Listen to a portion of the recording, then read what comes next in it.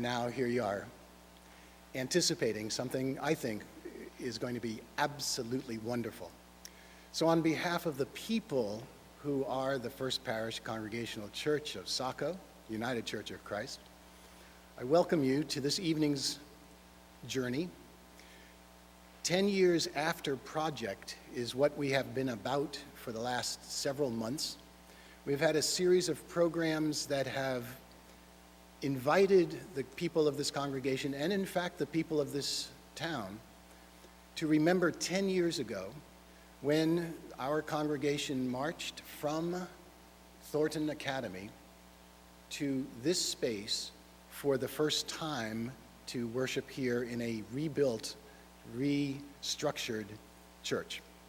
From a devastation of a fire and the journey that was started at that point, all the way now to a congregation that is no longer the people of the church that had the fire, but rather the people who are on fire. And so I welcome you to this evening of journey of transformation. This time, pilgrimage. Pilgrimage can be a variety of things. A pilgrimage can be a variety of experiences. A pilgrimage, you will hear, has some, no matter what the context, has some of the similar content in terms of where a person starts, what they experience along the way, the insights that are accrued, and how no one ever finishes a pilgrimage the same person that started the pilgrimage. And so I invite you on this journey of an evening. We will have a presentation with some questions and responses. We'll have an intermission where there is some fabulous cake available and some hot beverage. And then we will come back into this space and we'll have a second presentation by our very special guest. But for now, starting out our time, I'd like you to help me bring forth Dolly Anagnostis, one of our first pilgrimage sharing of stories.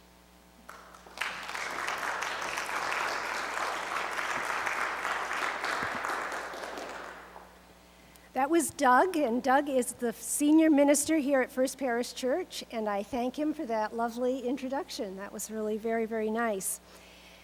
It is really a thrill for me to do this presentation this evening, sharing my pilgrimage with my church family and with friends that I both know and friends that I don't know.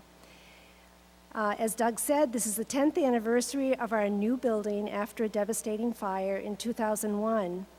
It is my opinion that this church body did a pilgrimage after our fire, and we walked up Main Street from this site to Thornton Academy, which would be our new place of worship, and 2 years later, we walked back from Thornton Academy to this site when our new church was built.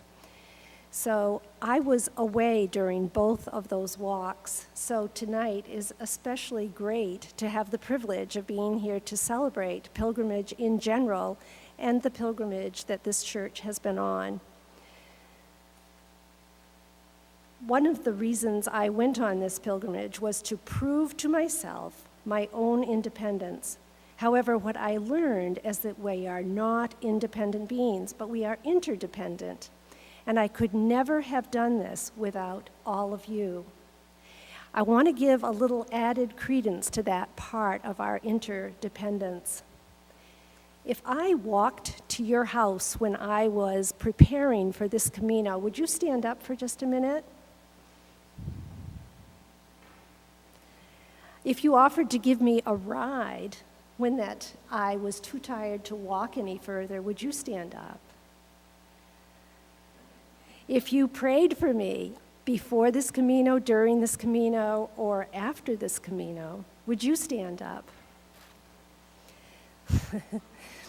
My applause is for each one of you, because if it wasn't for all of you, I never would have completed this Camino, because I was not physically able to do what I did. So I thank you very much. If you have ever walked the Camino de Santiago, would you also stand up? There is a wonderful and special bond that exists between Camino walkers, And I feel very, very privileged to have these people here this evening. They are people that have become more than friends to me. And it is their spirit that keep pilgrimages and things like the Camino de Santiago alive and well. So thank you. I want to give you some idea of how this presentation will go. And I first have to tell you I learned something this afternoon at 2 o'clock. It is, don't ever download a new operating system the same day that you're doing a presentation. Because I did some heavy sweating, and if it was not without the help of Ray Lund and Doug and Matt Coldwell, I would not be standing here at all tonight, and I would have egg all over my face. So, what I'm going to do is to make a presentation that will tell you about my spiritual journey on the Camino de Santiago. And one of the things that's really important to remember is that everyone's journey on the Camino is different. So I'm only telling you my experience. If you walk it, it will be different, and I'm sure if you talk with any of these people over here that have walked it, their story will be very different from mine. The oral presentation will feature my spiritual path. However, by the time I'm done talking, I think you will also understand how the physical component was important to me in being able to take a spiritual journey. While we break, I'm going to loop some pictures that will give you some idea of the art and architecture along the way, as well as life as a pilgrim. And there'll be some Gregorian chants playing in the background that I recorded when I was in Spain. And lastly, please let my footsteps that you were listening to as you came in and the cathedral bells be a backdrop to this presentation this evening. Because if you get that rhythm in your head, you'll begin to understand what it's like to actually walk on a pilgrimage.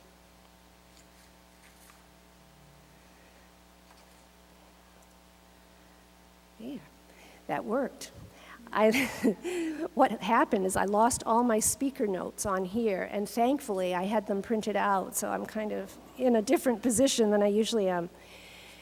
So when I first got ready to go on this pilgrimage, I had a really difficult time calling it a pilgrimage because in my mind, to be on a pilgrimage had a very negative connotation that was very, very conservative.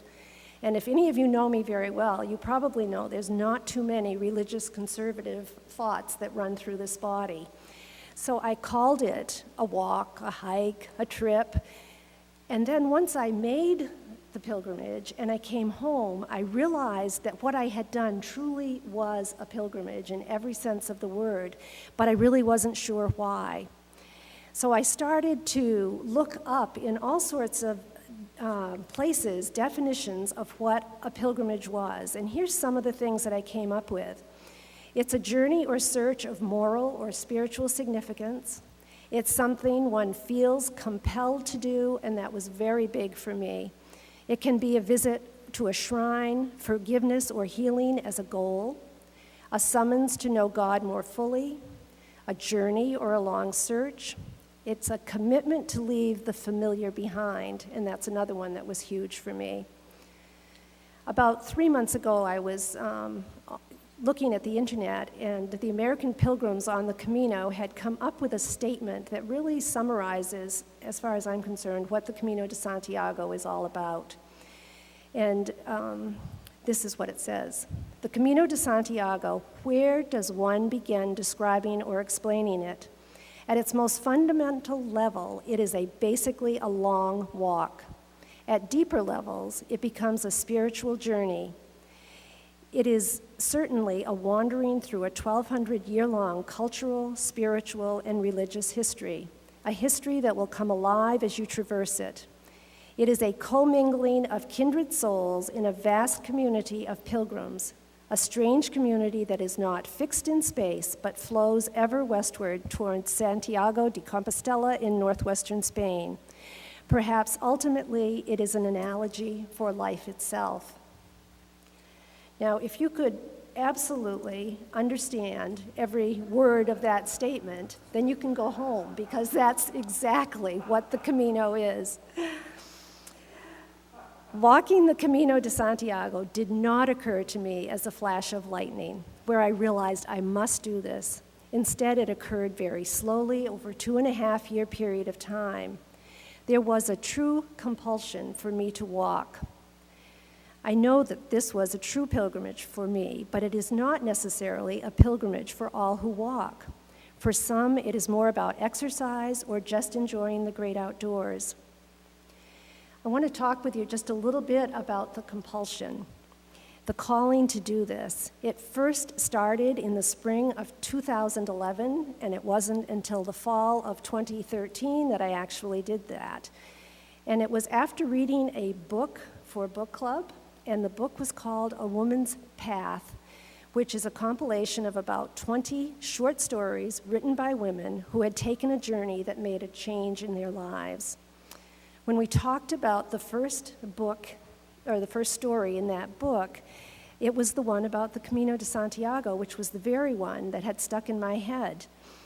And when we talked about it, we looked at it on YouTube, and I heard those bells ringing like what you heard when you came in here. And it wasn't only the cathedral and the church bells, it was the bells around the necks of goats and cows, and that really called to me. And then furthermore, it was beautiful there. And I began to think, I wonder if I could ever do that. And I mentioned that to my book club, and they know that I am a couch potato.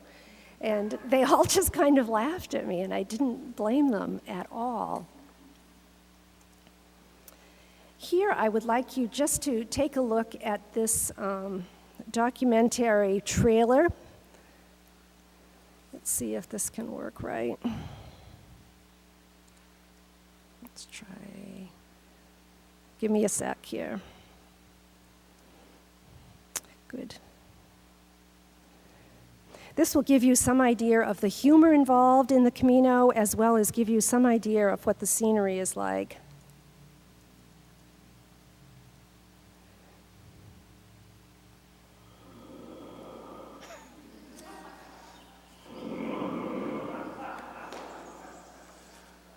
Los albergues grandes siempre. Era algo así como 20 segundos. Decías, bien, ¿no? A los 20 segundos. Y volvías a hacer. Y después era así por toda la noche. Toda la noche.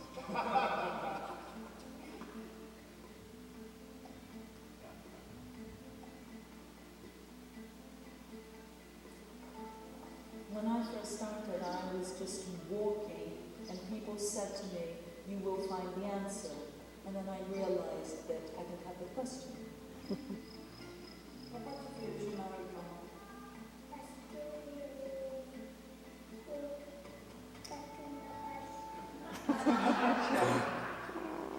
I'm going to Saint-Jacques since I really did good. It's just been thrilling to walk. I think it was walking in a postcard, just walking in such beauty. This is a very simple existence, and it's a very addictive kind of existence. You get up in the morning, you put everything you own into one bag, and you walk. So I think I'm going to get rid of more stuff. Get rid of my sleeping bag. Get rid of anything except my toothbrush and all the clothes that I'm wearing. Now watch. Next up will be, now I'm doing the Camino nude.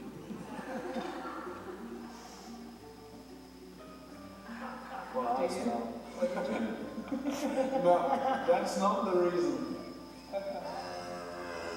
Use your heart. We should go with It's not what I wanted, you know. I was going away from home without cell phone, without anything, just everything on my own. And now I'm hanging out with a guy every day. But I'll never be like working with a daughter. You know, I'm like 10 years old.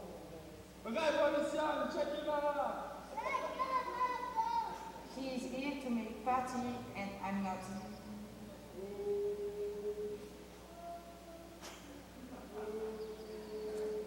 And I said to him, if you do it again, we are working together.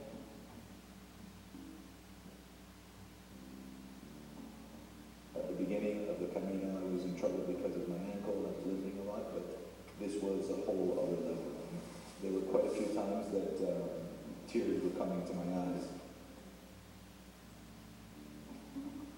Just wrecked here. My knees are just hurting so much. I just felt so scared. I have this talk. I don't want to talk. We just follow the path, and whatever comes up is what is there.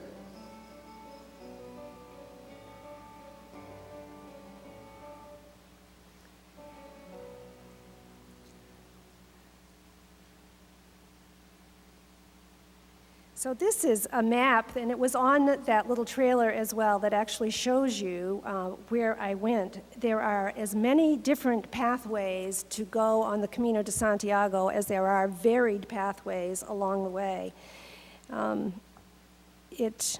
There is a northern route that would be up by the ocean. I actually started at something that's not even up there. Again, this is from my new program. It's way over on the right. Some people will go and follow along the ocean. It's called the Northern Way. Some use this way that's called the French Way that I took. There are also pathways that start in the south and go up the coast of Portugal and end at Compostela. And many, many European people will start walking from their doorsteps. When I was starting the Camino, I met this young man who was walking from his home in Sweden, and he said it was very difficult for him because we were all just starting our walk, and he was actually finishing his. So it was really quite amazing. Whoops.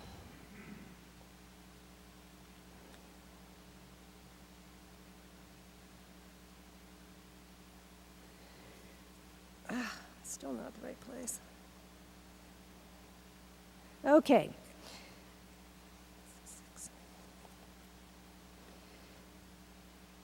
Many pilgrim offices are along the way, and in the picture on the right, I am in front of the pilgrim office in Saint Jean Pied de Port, and looking down the street towards the mountains.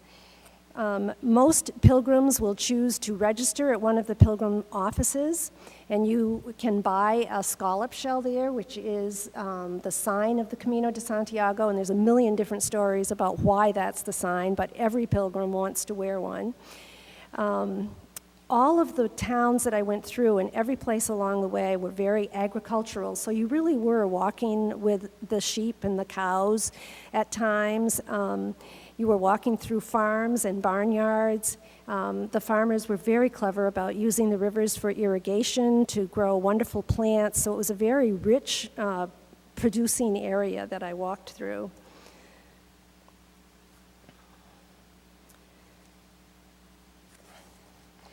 The Camino de Santiago means the pathway of St. James. It was one of the most important Christian pilgrimages during medieval times. Today's path can be rock, road, patio stone, dirt, up huge inclines, down steep grades, in deep forests, or flat surrounded by fields of vegetation. And at other times, there's not a tree in sight.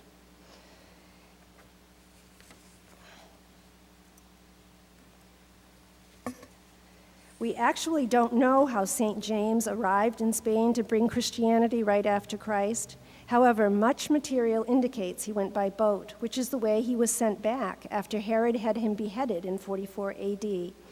He was the first disciple to be sainted by the Catholic Church, and he is the brother of the disciple John. There were always discussions as to whether James and John are also brothers of Jesus. Now, my mind is a little bit warped, but my mind says that makes Mary and Joseph trendsetters in naming all your children names that start with the same letter. And perhaps Doug would like to put a disclaimer in now about me being part of this church.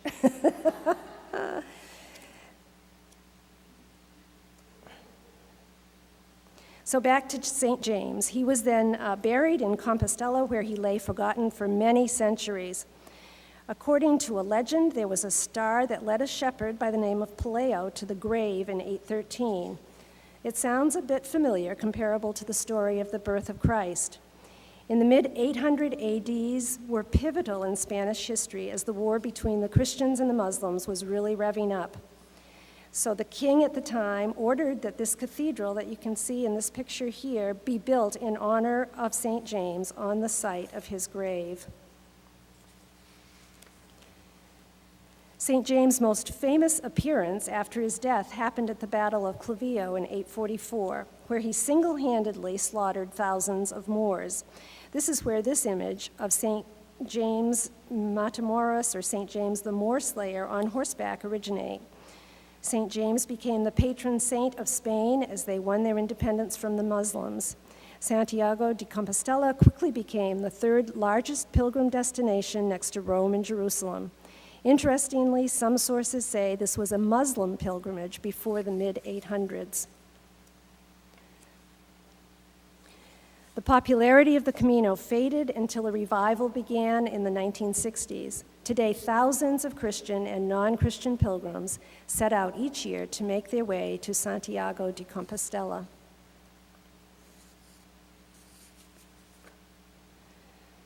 In the 1980s, the number of pilgrims per year that made this pilgrimage were less than 100. In the year 2000, they were less than 50,000. When I arrived in the pilgrim office on October 3rd of 2013, there were already more than 200,000 people registered as completed walkers. It even includes a woman from Boston that for the life of me, I could not find one redeemable thing about.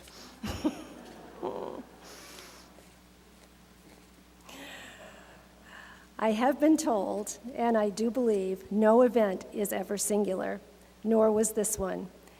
I can cite at least 4 things that entered into my decision. First, when I was in my mid-20s, I had a true crisis of family, faith, and health. At that time, I managed to bring meaning to my life by simply being the best person I could be. Was this still enough? Secondly, I also lived by the slogan, never do anything that makes me sweat, and that included exercise. Entering my senior years, I realized I needed to set better patterns. This pilgrimage seemed to be a good way to force this issue.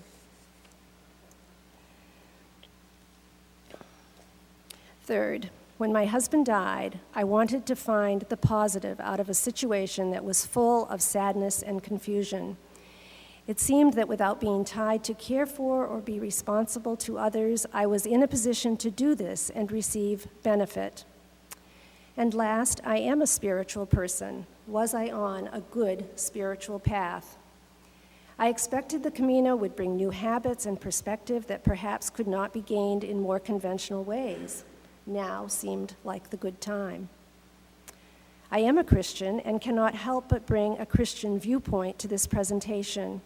However, many, many pilgrims are there questioning their Christianity, and they feel embraced by the Camino. Others have no religion but are spiritually based. Some are doing it merely for the exercise component, and sadly, there were a few who just wanted to report back with a better travelogue than their neighbors. These 2 slides are located on macetas in the middle half of the pilgrimage. The 2 crosses were about 30 feet apart from one another, and I really liked the one that laid flat and did my own pictorial foreshadowing in that picture, which I thought was very clever.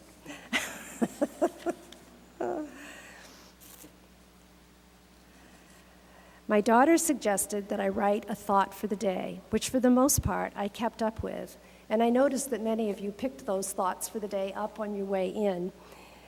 I am quite sure none of these thoughts are originals by me. I shamelessly have quoted from other walkers, the Bible, Eckhart Tolle, Bill Wilson, the Tao, Wayne Dyer, and others.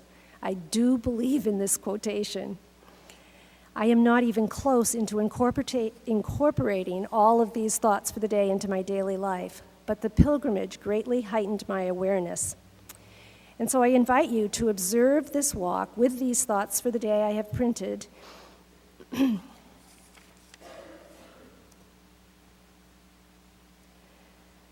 The Camino is a great gathering place.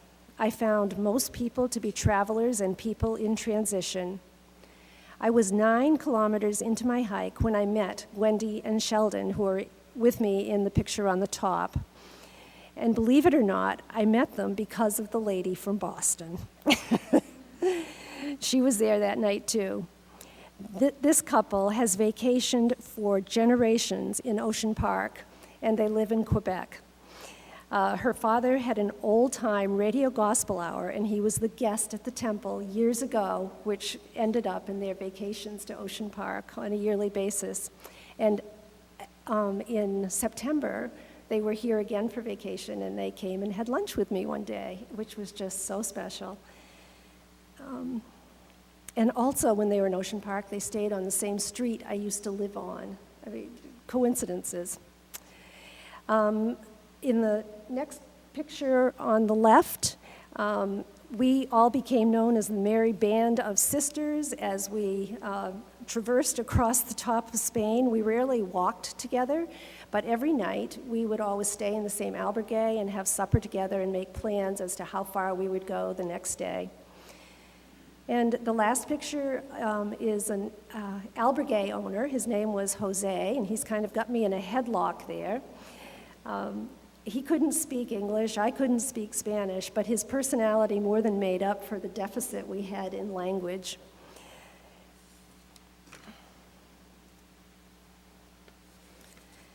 I already told you about us wearing scallop shells, one place or another, to indicate that we were pilgrims.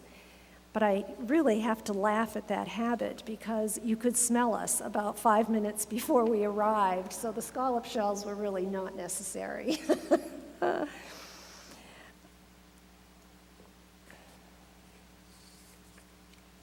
It is a good thing I cannot see the path of the journey when I began. Had I seen the hills, the mountains, known the amount of heat, wind, or rain, how the ATM machine would be out of cash, I might never have started.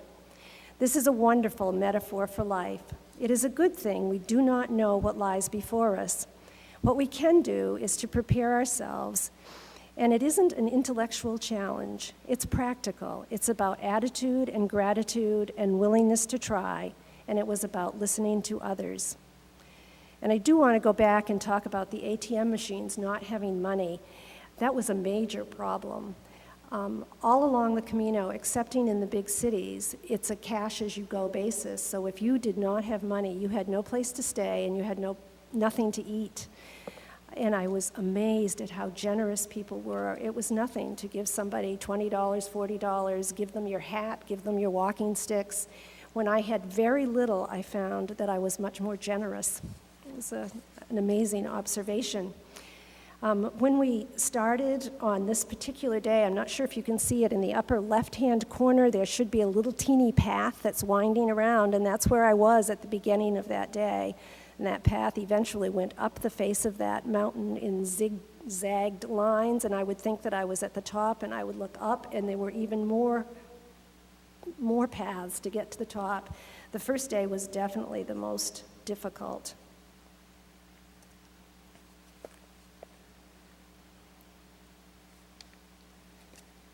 Okay, now I have things that don't agree here. So, looking for help in all directions is a great idea. Very frequently, I don't do that. I butt my head against the wall. I don't ask people for help. I don't use my common sense. And boy, the Camino told me that that's not the way to do it. Sometimes I would walk and walk and walk, and I would think, oh my gosh, there's no sign, and I began to get a little panicked. And then just when I had to decide which way I was going to go, there would be a sign there. And sometimes there wasn't. Sometimes I had to do a little sweep 360 degrees around to find out where I was. There were a few times that I stopped and waited for another pilgrim to come along so I could noodle it out with another person. And sometimes I just headed west. sounds kind of funny, but I do think it's true. Almost all pilgrims who walk in the fall have a tan on their left side, a lot bigger than the one on the right side, because the sun is always on your left shoulder. And so I would just go at what I thought was the west direction, and I would end up in the right place. Another thing we need to do is to listen to your body. During this experience, I literally have laid down on streets and done yoga stretches. I had to take time off from walking. I had to take a bus, a taxi, or a train when I really wanted to walk, which is very unusual, being the slug that I am. But that drive that one woman had in that little trailer was truly there. Once I started, I had no intention of going back. I didn't care what it took to propel me forward, but I was going to keep moving forward. And even when I couldn't walk very far, I would walk some of every single day and find transportation to fill in and take me for the rest of it. So I think I walked 300 to 350 miles of the 500. But I did have to listen to my body. I had a lot of hip problems while I was walking, and the only way to cure those was to rest. The Camino tends to both minimize as well as intensify everything. My world was changed from having a home and privacy to total exposure, traveling like a turtle 24 hours a day. It was cut back from easily making a day trip to Boston to an 8 to 10 mile distance.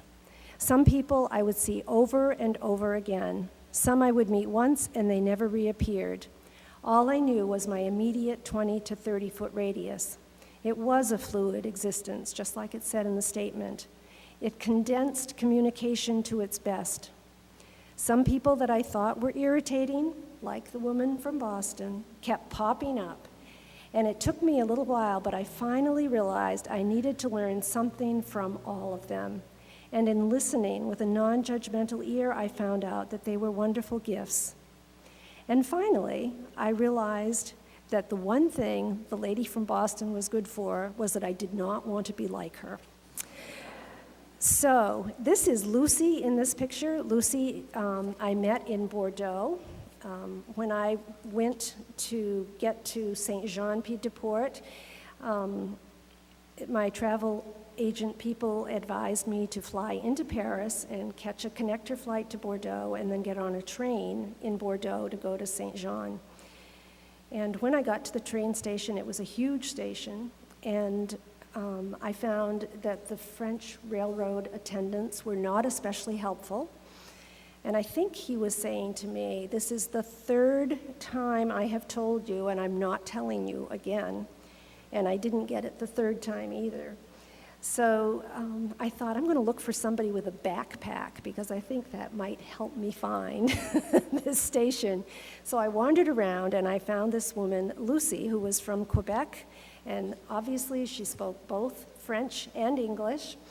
And I was so thankful to see her, and I said, do you mind if I tag along with you? And she said, not at all. And as we waited for the train, other people with backpacks also thought the same thing. This is a great person to follow. She knows both languages. We'll get to where we're going.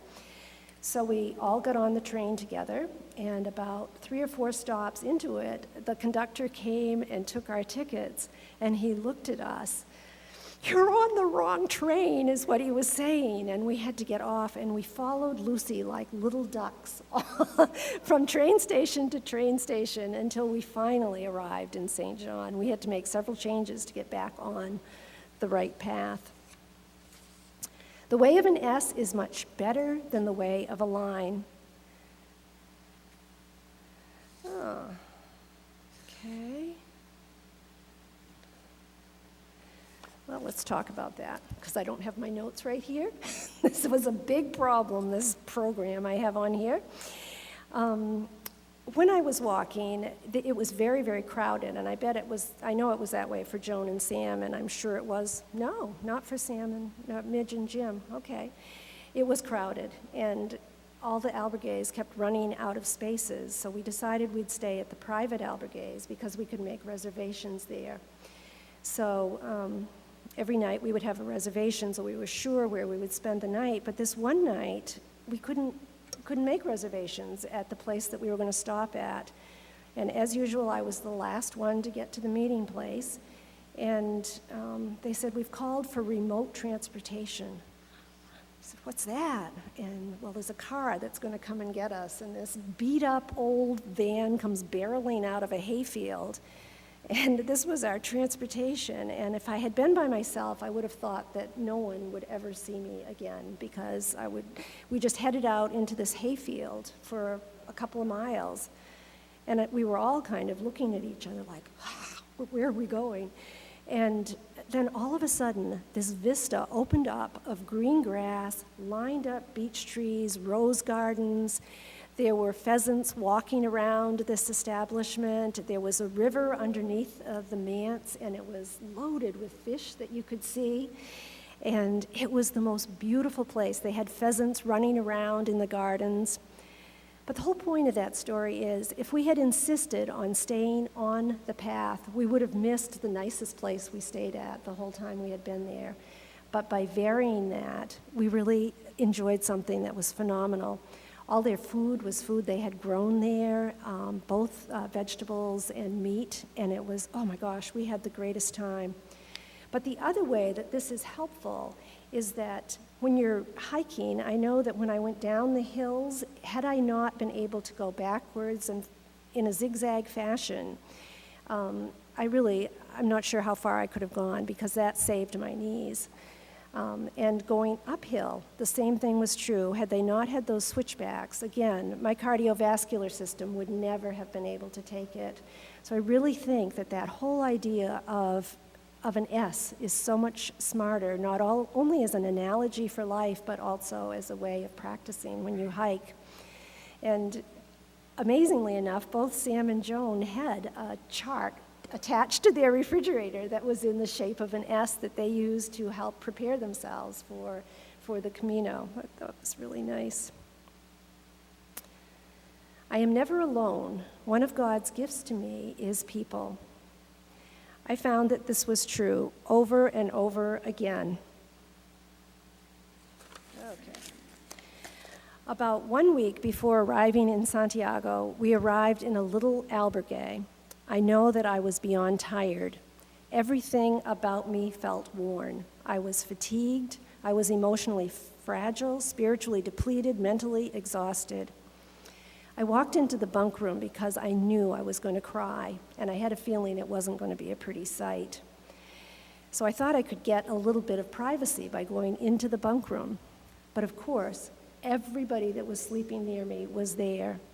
And all of a sudden, those tears started to come. And it wasn't those little tears that you dab away at the corner of your eyes. It was the kind where you go,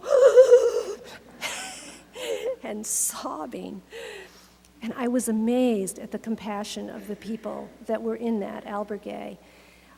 Everyone immediately wanted to embrace me, support me, or love me in some way. And I can't tell you, I have never felt so loved and comforted as I was in that room full of people that I truly couldn't even communicate with. The woman in the picture here that has on the purple jacket was French, and her name is Anne. And I had seen her along the way, and I always thought she looked like someone that was just radiating goodness.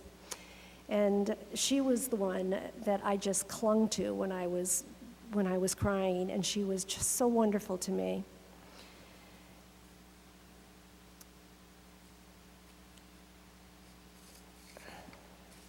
Later that day, Gail, my friend from New Zealand, who's in this picture, went for a walk with me, and we shared a snack and a Coke, and she told me about her personal journey. That night, the French sisters came back to check on me to see if I was okay. And I'm not sure what happened that afternoon, but I think I came to terms with letting go of the past. I only have today, and yes, I have loved much of my past as well as learned from it, but I no longer have to carry it with me. I'm free to just be me. Any negativity, any false expectation, I left at El Pilar. It was amazing to me to be on this pilgrimage as a single person, where the first time in my life I was not a daughter, a wife, or a mother. Also, seeing this picture of Gail reminds me of our rather futile attempts at trying to dress up for the evening. Gail and I both laughed a lot over her outfit on this day. I carried with me a backpack that weighed, fully packed, 12 pounds, so there was little room. I just had a change of clothes except for socks, which I felt were the most essential thing in my backpack, and I had 5 pair of those.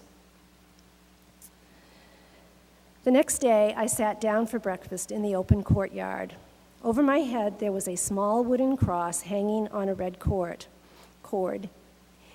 It is not possible that it came from the charred timbers of First Parish Church, and yet I had one identical to it at home.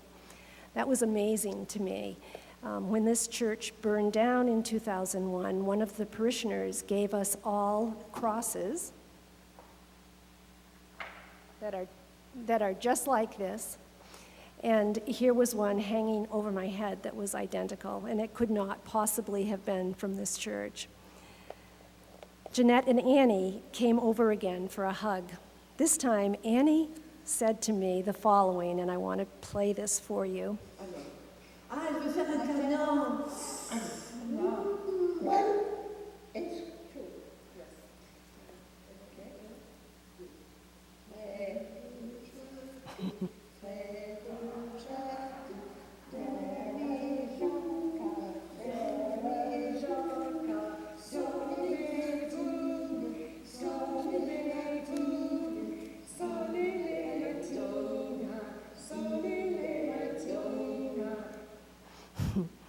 Music is a universal language, and it most certainly was that day. And when we went out that morning to start our walk, this was the sunrise. At the top of the last hill before entering Santiago is the monument that you see on the left, and that's dedicated to all pilgrims that walk the Camino de Santiago. When I look at these pictures and talk about this pilgrimage, it still gives me chills. The last day of walking was some of the worst weather I encountered. It was cold and windy. The rain poured down most of the day. However, the weather was not the reason for the chills. It was the unstoppable force of the human spirit. It was stepping away from my routine life. It was learning how to be brutally honest with myself and others. It was confronting my own fears. While it was exhilarating to step into Santiago, believe it or not, we're off to see the wizard, the wonderful Wizard of Oz. As soon as we had been to the cathedral and blessed by the Mass in the church, there was also the reality of returning home. Santiago is in and of itself a place of transition. I left my Camino family and would be returning to my Saco, Maine family. Both had huge pulls. I stopped washing clothes by hand and looked forward to my washer and dryer. I could stop walking, yet it seemed inconceivable that I would drive. I could burn the 2 outfits of clothes I had worn for 6 weeks and actually wear color-coordinated outfits. And believe it or not, the Yankee in me took over. I got those clothes off and I put them on a 3-hour sanitary wash, and they came out just fine. There would be no more communal showers or communal bathrooms. My own was waiting for me. Toilet paper would be soft and abundant. No more sticking napkins in my bra to use when toilet paper was unavailable. The list is nearly never ending. Although I had not looked forward to giving up conveniences, I found it was a blessing. It simplified my life, something I hope I can continue to do. And I would like to introduce you to my Camino family that you can see here on the right. The man on the left is John McLean. John is from Cork, Ireland. And when we settled in every night to go to sleep, we always would sleep together in one little corner of the albergue. And almost every night, John was in the bunk on top of me. And to say that these were bunk beds, you have to understand that they're not nice ones like you would buy for your kids. They were rickety and they shook, and when you went up the metal rungs, it hurt your feet. And after John finally would get settled down every night, he would put his head over the edge of the bed and he would say, "That was really great for me. How was it for you?"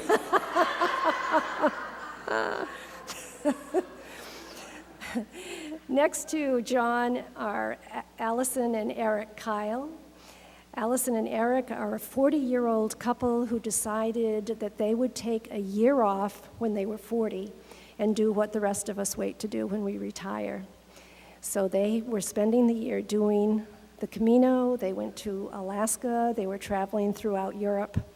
And she's a physician's assistant. He's an engineer. They've had no problem. They both have jobs again now. And actually this winter, I will see both of them. Then I'm in the picture, and the next one is Gail, my friend from New Zealand. Gail is a lovely person, and I thoroughly enjoyed her company. And one of the most touching things that happened to me was actually listening to Gail. She missed her husband, Stephen, very, very much, and she said, "I'm going to call him in New Zealand." It was worth it to her to talk to him.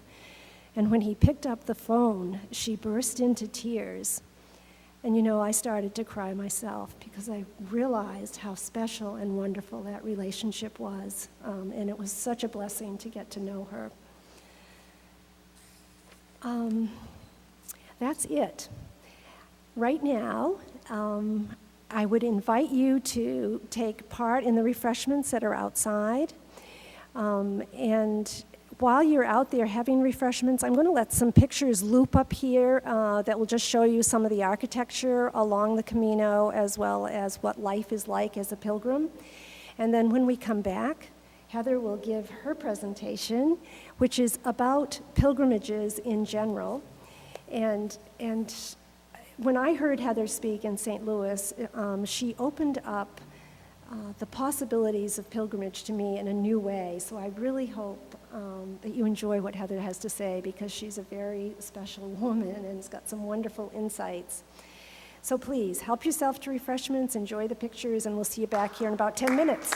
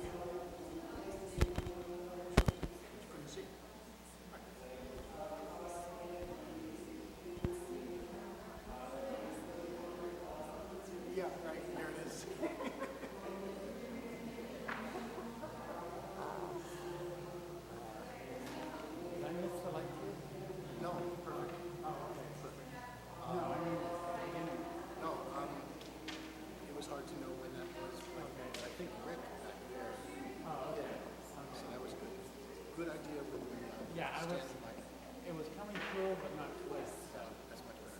I also thought of putting this one on the speaker. I could hear it. Okay. It's a little better. I think it's going to be a little better. There, slideshow.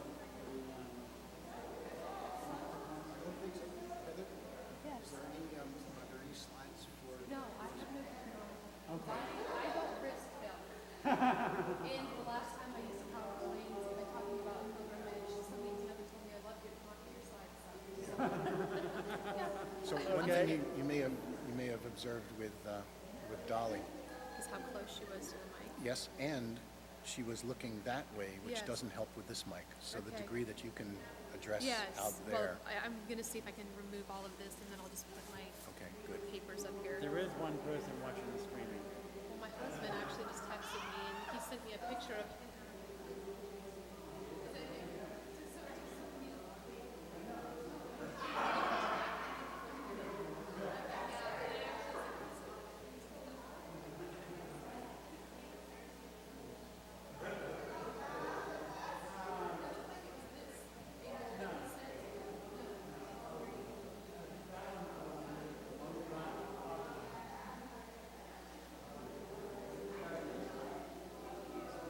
Okay. And the blue light will go on. Okay, excellent.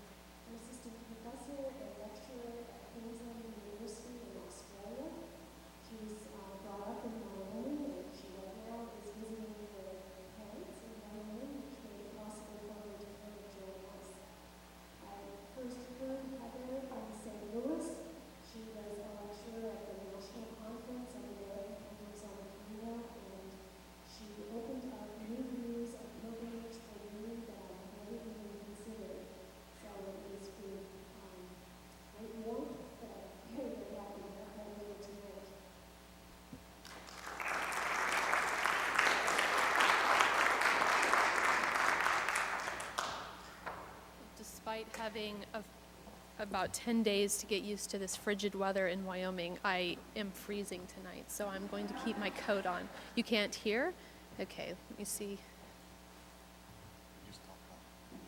Okay, thank you. Well, I hope I can live up to Dolly's introduction. That I really enjoyed Dolly's presentation, and it's the first presentation on the Camino that I have ever seen in which the speaker used audio clips, which I thought was a really interesting way of capturing the texture of the pilgrimage. I'm really honored to be here tonight for this special occasion to celebrate the 10th anniversary of this beautiful structure. As has been previously mentioned, it sounds like the church community sort of went on this pilgrimage journey after the fire and returned back to the building full of renewed vision and the courage to re-engage. It's precisely the spirit of this courageous re-engagement that underpins my talk this evening, and into which I endeavor to position my own work as a pilgrimage researcher and speaker. One moment, I'm going to take some water. I've been privileged to hear beautiful pilgrimage narratives over the past few years, delve into historical and contemporary writings on the topic of pilgrimage, and remain with a sense of hope that we can move closer together as diverse souls on this planet by sharing our pilgrimage experiences with one another. I am hopeful that this evening you will reflect on your own sacred journeys, perhaps reframing these as pilgrimages. I am hopeful that the history of your deep engagement within this community will be affirmed and strengthened, and I'm hopeful that you will join with me in radical action that dares to re-engage. I entered the realm of pilgrimage scholarship as a PhD student.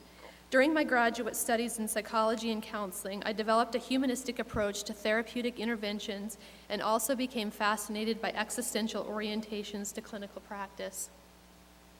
In preparation for a journey to Israel in 2010, I was reading various historical pieces and discovered a section of a book that addressed the role of pilgrimage in the various cultures of the Middle East. The concept really resonated with me, and I realized that my own journey to Israel was in fact a pilgrimage. While in Israel, it was as if everywhere I looked, I was observing pilgrims. Have any of you been to Israel? Anyone in here? No? Well, if you had been to Israel and had experienced the type of journey that I experienced, you would have likely observed the same thing as I did. Jews, Christians, Muslims, Baha'is, new Israeli Defense Force recruits, and pilgrims to military battlefields. I was surrounded by pilgrims. After my return, I started to ponder about how significant these journeys were for those pilgrims and wondered if anyone had written about the psychological or therapeutic dimensions of pilgrimage. I discovered that many authors and scholars had talked around these issues, but there was definitely a paucity of scholarship on the topic. I interpreted this as an invitation to start the uphill trek of moving the pilgrimage research into the mental health domain. So while the traction is slow, I hope that momentum will be gained and we will have so many exciting conversations about the intersection of pilgrimage and mental health by the year 2024. Perhaps if First Parish has a 20th anniversary celebration then, I can return and share about all the new discoveries that have happened in 10 years' time. During my talk this evening, I hope to demonstrate to you why pilgrimage is a significant experience for pilgrims. I think we've already learned that from Dolly. Why pilgrimage research must move forward into the health domain. Why pilgrimage dialogue can be a robust foundation for interfaith dialogue, and how pilgrimage can underpin social justice initiatives. I'm almost beginning to sound like a politician.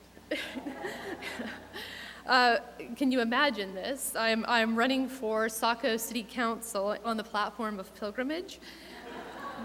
It sounds silly, doesn't it? But I hope to inspire you to think about how a pilgrimage-related agenda can transform the local community. Almost everyone I encounter asks me to define pilgrimage. It is one of those terms that immediately evokes very personal images for people. Hunched over nuns carrying a cross, a sea of white whirling around the Kaaba stone in Mecca, a journey of repentance undertaken for a criminal offense. Many of you in this room can likely easily identify a particular pilgrimage site, and I've spoken to you before and during during the brief intermission, and so I know we're sort of tracking in this area, while others are scanning the timeline of life, wondering if a special journey could be considered a pilgrimage. I hope to respond to all of you. There are indeed many definitions of pilgrimage, and these definitions are hotly contested within academic circles, as well as by pilgrims whose sacred experience can be under threat of invalidation. So it would not surprise me at all if there are as many definitions of pilgrimage as people in this room. To set the stage for the rest of my talk, I would like you to close your eyes. Imagine a time in your life of deep conflict, stress, or hopelessness. Imagine the intensity of the situation. Remember how the moments never seemed to end, the heaviness in your chest, the elevated heart rate. Now imagine if someone walked into the room and asked you to take a walk. During this walk, you begin to disengage from the stress. You can feel yourself taking deeper breaths. You feel the cool air across your face and are mindful of your heartbeat, beating slower and slower and slower. As you walk, the crisis seems to feel more manageable, less overpowering. At the end of the walk, you seem to have summoned immense courage.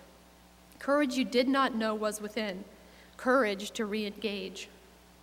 Friends, this is a pilgrimage, a journey away from the routine, a time to disengage, and a discovery of the courage to re-engage, a walking away for the soul and a walking back with courage to re-engage.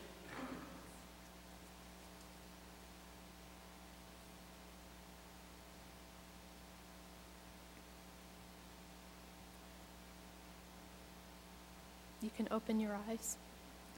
As I mentioned earlier, over the past few years, I've had the privilege of speaking with dozens of courageous individuals about their pilgrimage journeys.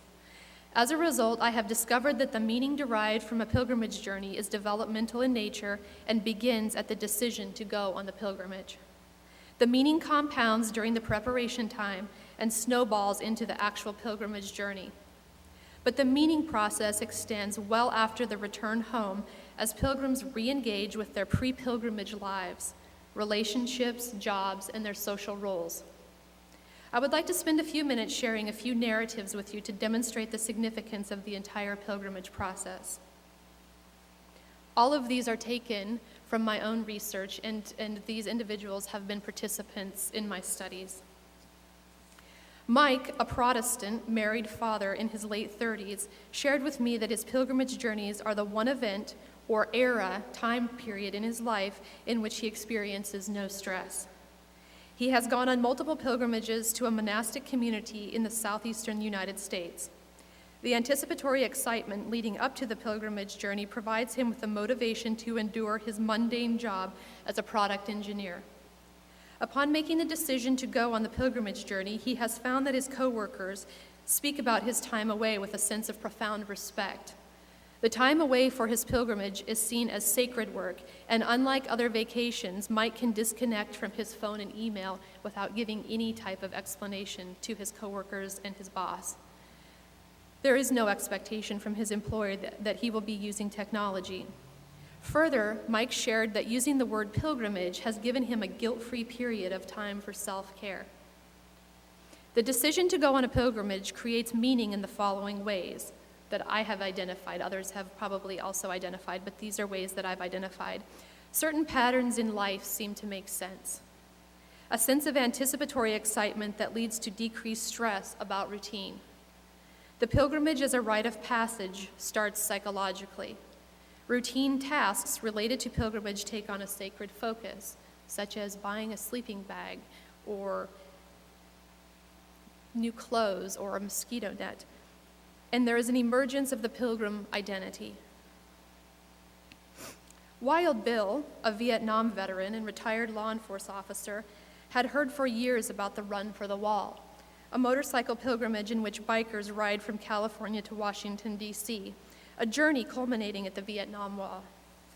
Participants in this pilgrimage receive a communal welcome home, many of whom for the first time, as they enter towns across the country. Each night, they stop in these towns, share a meal with other veterans, and inevitably, their conversation turns towards the war. During the journey, the bikers join with others, like them, and are overtaken by the massive roar of hundreds of their comrades as they all move together towards Washington, D.C. Like many others who embark on this journey, Wild Bill prepared for his pilgrimage by building a motorcycle. I witnessed the tedious work that led to emblazing the bike with symbolism related to his service in Vietnam, battle ribbons and a Purple Heart, as well as insignia that represented his career as a law enforcement officer. This machine was a moving piece of art, a collage of imagery carefully placed upon the bike to prepare for the intense run across the United States. This preparatory act of building the bike was as important for Wild Bill as the actual journey. I have found that preparation for a pilgrimage journey creates meaning in these ways. Logistical arrangements, things that seem very mundane outside of the context of the pilgrimage actually take on, again, this sacred focus. So making arrangements to take time off of work, time away from family, and the values are examined and priorities begin to change. Alerting others of the new pilgrim status. Engagement with texts or other literature about the pilgrimage. Engagement with others who share the pilgrim status, such as on social media, local chapters of the American Pilgrims on the Camino, and veterans organizations. And also a creation of items to be used for the pilgrimage journey. The pilgrimage journey itself is embedded with tremendous meaning. Seth, a Jewish man in his 70s, participated in an interfaith pilgrimage to the Czech Republic. He had been to the town of Hermanův Městek 2 years earlier on a previous pilgrimage journey, during which a group of Jews and Christians from North Carolina returned a Torah scroll that had been taken by the Nazis. Through a long series of events, the scroll ended up in North Carolina, and the group wanted to return it to its original synagogue, which happened to remain mostly intact after World War II.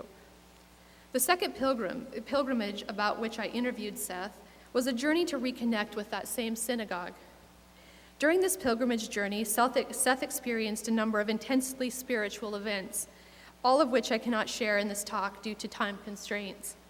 There is one event, however, that beautifully illustrates the serendipitous scenarios that so frequently occur during a pilgrimage journey.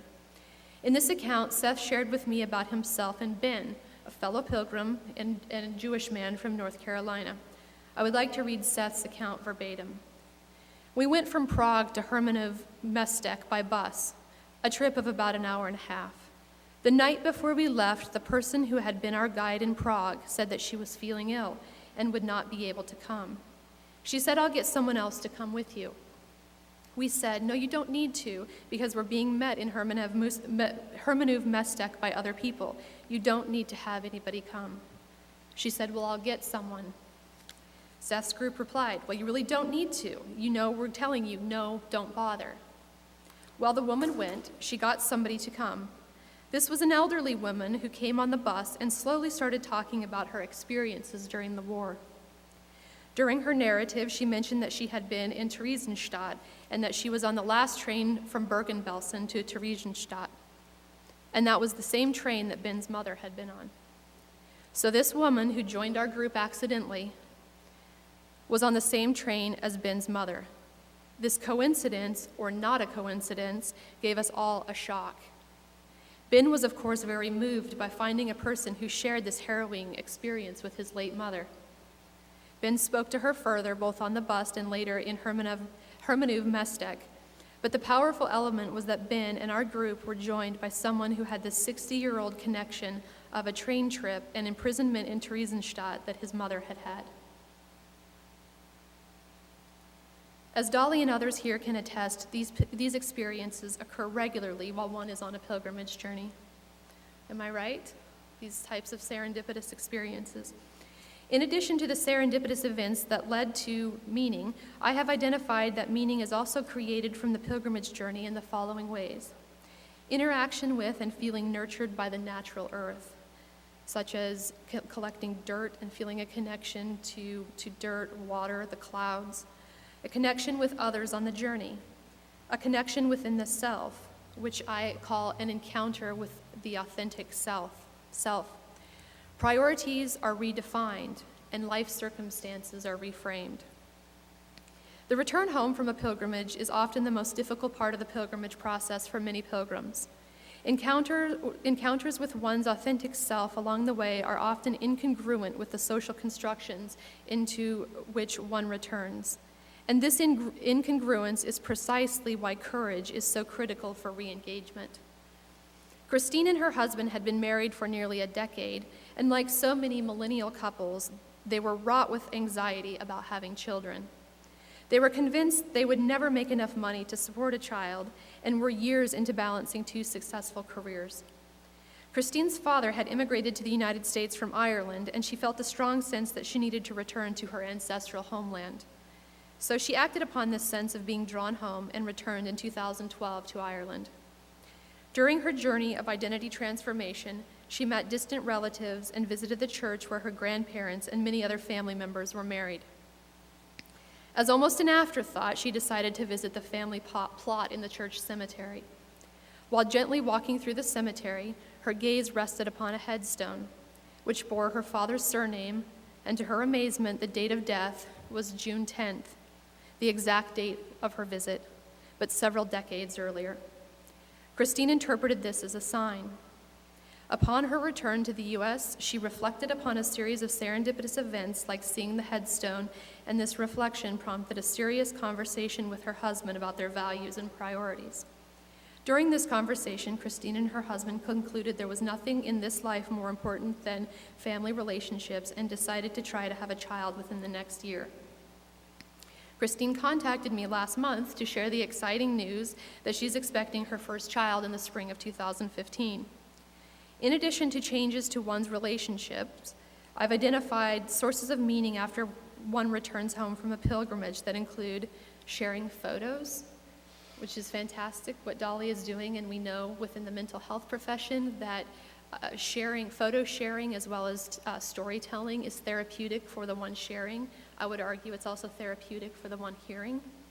Writing a book, speaking about the pilgrimage journey, using symbols from the pilgrimage in decor, clothing, or tattoos. And oftentimes this begins a dark night of the soul.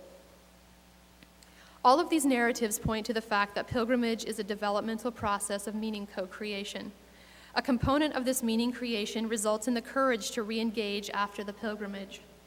In the case of Mike, he was able to re-engage with his job, his family, and with his goals in life.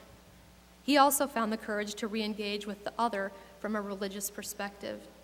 He found a new level of respect for his Catholic counterparts and was able to truly hear the meaning created from Catholic rituals and liturgy. For Wild Bill, his motorcycle pilgrimage led to the courage to re-engage with his memories from the Vietnam War.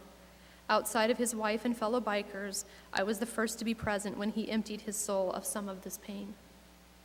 For Seth, the courage to re-engage with his own Jewish-Hungarian history was discovered. He was able to mentally and emotionally confront the role of the Hungarian government in perpetrating the atrocities towards his family.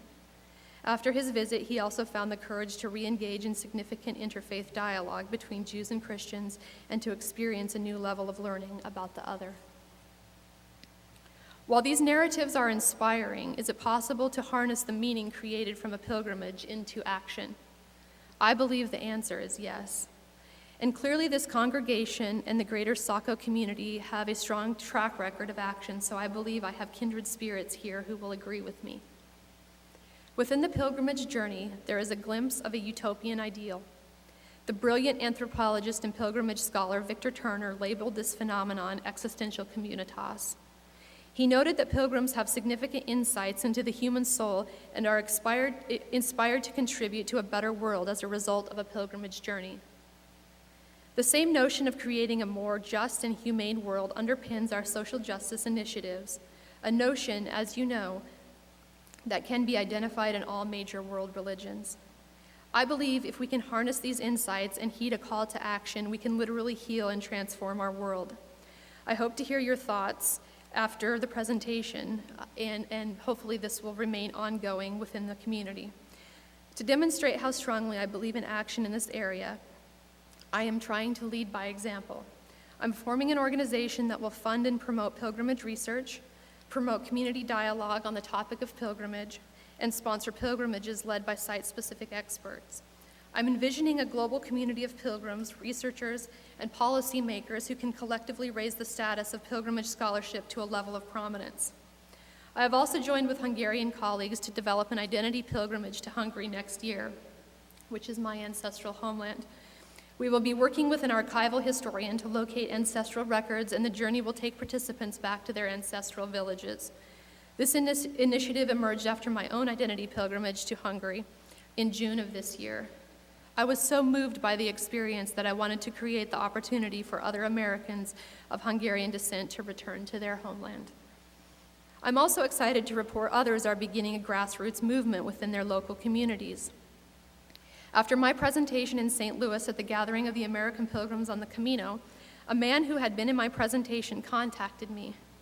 He wanted to let me know his American Pilgrims group in California was planning to sponsor an event in their community that was based on pilgrimage dialogue. I was so excited and immediately forwarded his email to my husband with an excited exclamation, "It's happening, he heard me."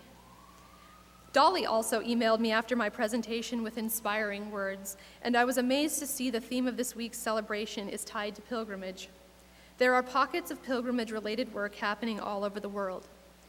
In the Netherlands, the healthcare system has paid for Catholic older adults to make a pilgrimage to Lourdes as part of a framework for healing. This is a groundbreaking holistic paradigm. Can you imagine this in our country? I can, and I'm going to start working towards it.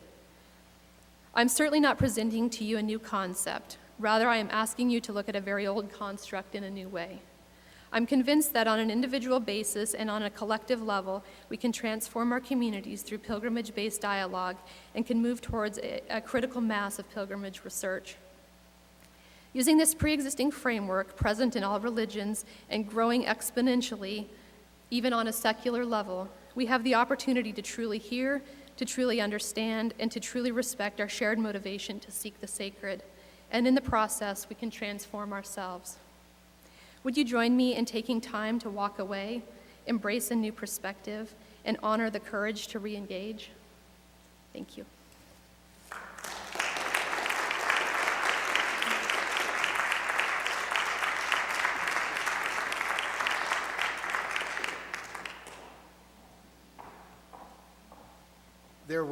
There was some hope that, that questions would emerge, and either from Dolly's or from Heather's presentation. Maybe some of you who have been on pilgrimage, something might have been triggered. Those of you who are thinking that maybe you might go on pilgrimage, maybe there are some questions. Let's take a few moments if there is willingness, or if you don't want to do that here and you want to do it out there, we can accommodate that as well. But are there some questions that might emerge for our mutual satisfaction? And because this is being live streamed, I'm going to be asking Rick to bring this microphone to you for question so that it might also go out into the airwaves. Okay? So, are there some questions either for Heather or for Dolly? Behind you, Rick. I think you mentioned pilgrimages, which did not necessarily entail a long walk. And so, for example, yours to Hungary, Yes.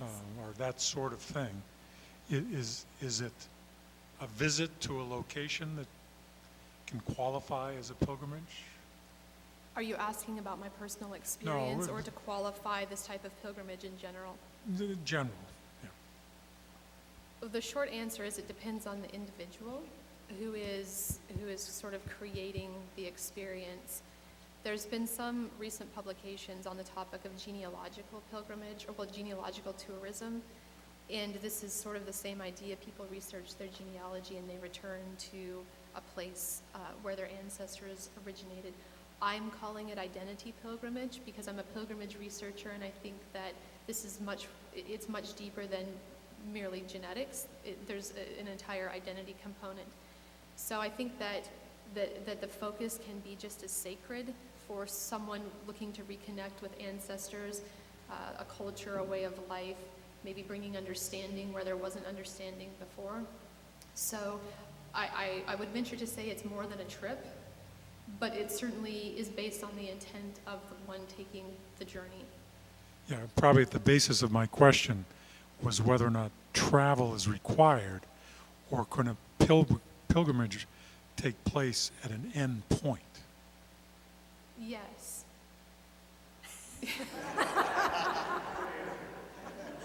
There's a lot of conversations actually going on right now within academic circles about virtual pilgrimages.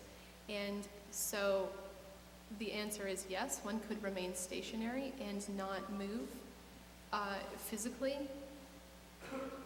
That's another discussion that I probably don't want to wade into right now. And you didn't ask me for my opinion, but that is that was exactly the way in which Heather and I first became acquainted, because my husband is of Greek descent, and I had never ever seen John as a pilgrim, but by Heather's definition, he was definitely a pilgrim, and it just opened up a whole new avenue for relationship that I didn't even realize was there. Heather, I, although was in St. Louis, didn't hear your presentation. So I'm wondering how you first got interested in this as an area of study. Yes. The question is asking how I became interested in this area of study. And the short answer is I wanted to get paid to travel. The long answer is I feel like I've sort of been going into this or being called into this in a sense from the time that I was a small child. And I can look back now and pinpoint very significant events, one of which was my own visit as an 8th grader to the Vietnam Wall. And during that visit, my father's friend, one of his friends, was killed in Vietnam. And so I sort of separated from the group and went to get the name off of the wall and was very overcome with emotions and didn't really understand what was going on. So I think that was probably the first time that I can really identify that I somehow became like a micro-pilgrim. I mean, it wasn't really a planned journey, but it definitely had a sacred focus, and it was transformational in ways that took me probably years to be able to figure out what had happened and the questions that this visit prompted. So definitely, I've always loved to travel, and I love learning about different cultures, while at the same time being in counseling and psychology and becoming somewhat frustrated with the lack of inspiration and innovation, and sort of seeing this as a self-contained intervention, therapeutic intervention, and so that's how I guess I formally started to study, was looking at how these journeys are therapeutic.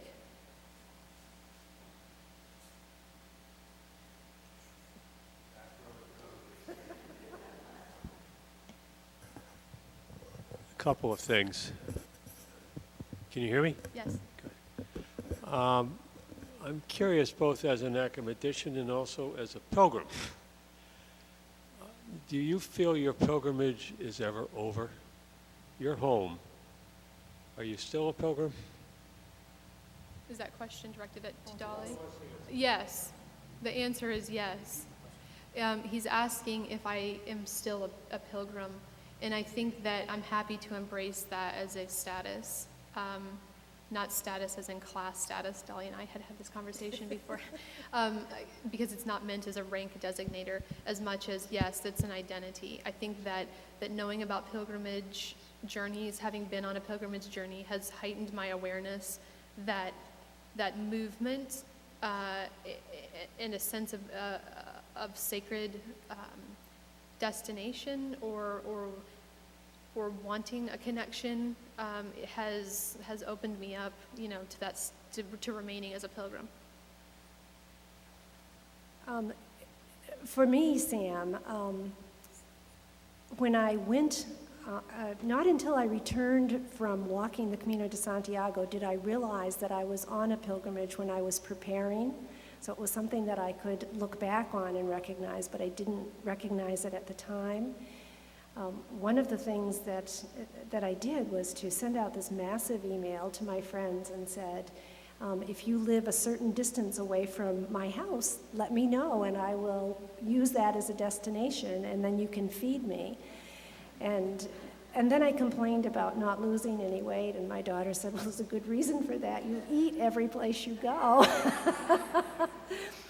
But now that I have returned from the pilgrimage, I'm hoping that it will never end, because I feel connected to that pilgrimage every day. And so it's my hope that it doesn't end, but I don't know that for a fact. Thanks.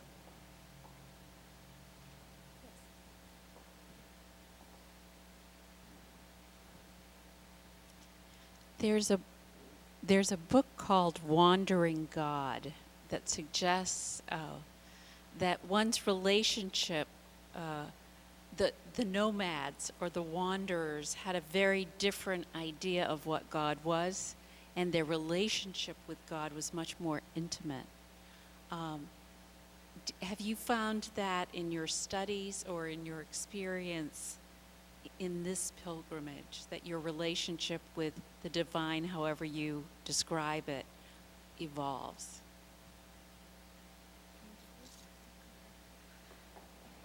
The question was, has your connection with the spiritual or the divine evolved into something different because of your pilgrimage? Is that correct, Catherine? You're wandering. Okay. For me, I don't think that the pilgrimage changed the core of who I am, but I think it strengthened it tremendously. I think I said that in the beginning of my presentation, that I have been a spiritual person since that crisis in my early 20s. And therefore, it didn't really change that connection, and I don't think I perceive a superior being in a different way than I did before. But I feel more strongly that there is a power outside of me that does care for me. Does that answer your question? Did that help? Kat, I'll pass it. Okay.